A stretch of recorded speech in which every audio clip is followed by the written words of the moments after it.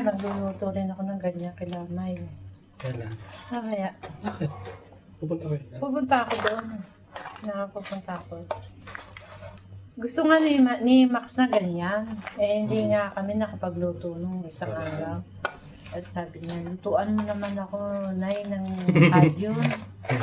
Oh. Dali lang. Bawang lang naman ito.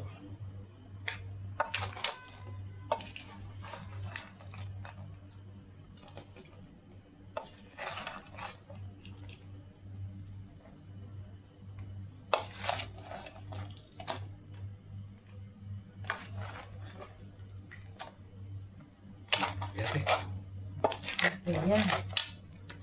Hanghang. Hindi. Hindi mo inanghangan. Sakto lang. Hindi siya yung maangang